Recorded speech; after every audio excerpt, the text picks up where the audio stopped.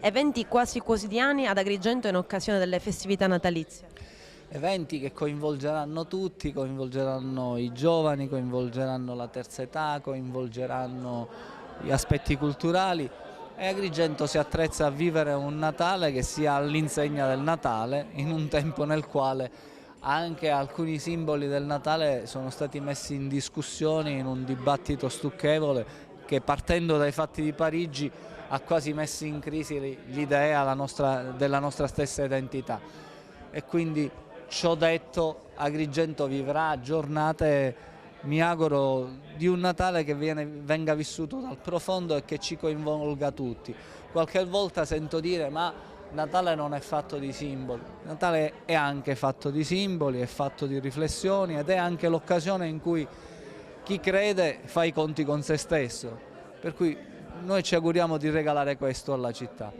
Poi avremo i momenti del Capodanno con il concerto di Natale in chiave liriche, avremo il concertone di fine anno in Piazza Municipio, per la prima volta in Piazza Municipio, con tanti gruppi che ci faranno ballare e soprattutto salutare il nuovo anno, mi auguro in serenità, con tanta speranza verso il futuro. Nel dettaglio, quali sono le iniziative? Le iniziative iniziano già dalla giornata odierna attraverso degli spazi espositivi, avremo dei piccoli eventi quotidiani che si susseguiranno nel corso di queste prime giornate natalizie. Quest'oggi ci sarà l'inaugurazione del tanto discusso albero di Natale, avremo delle aree mercatali che a giorni verranno a stazionare all'interno delle nostre piazze cittadine, degli eventi che collateralmente all'interno di queste aree verranno promossi.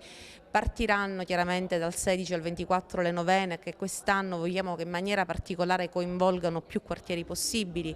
Abbiamo in intesa con il FAI patrocinato un'iniziativa che è quella del presepe presso la Colimpetra, realizzato con agrumi siciliani, all'interno del quale canteranno i nostri novenisti. Abbiamo dedicato spazio alla necessità di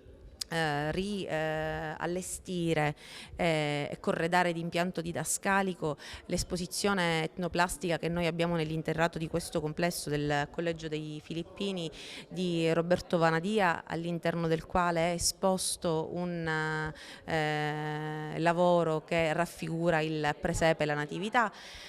Avremo un accompagnamento all'inizio della Via Atenea musicale attraverso le dolci musiche di un violino che accompagneranno la nostra entrata e la nostra uscita sulla Via Atenea. Iniziative specificamente dedicate ai bambini con appuntamenti quasi quotidiani, momenti di solidarietà che si svolgeranno all'interno di queste piazze.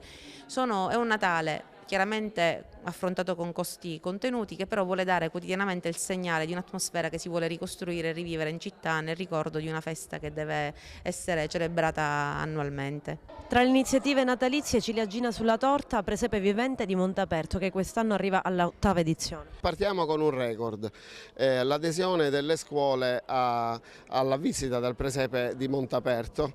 In realtà quest'anno abbiamo superato i 2000, siamo arrivati a 2430 bambini che verranno a visitare in 3 giornate. Noi apriremo i battenti con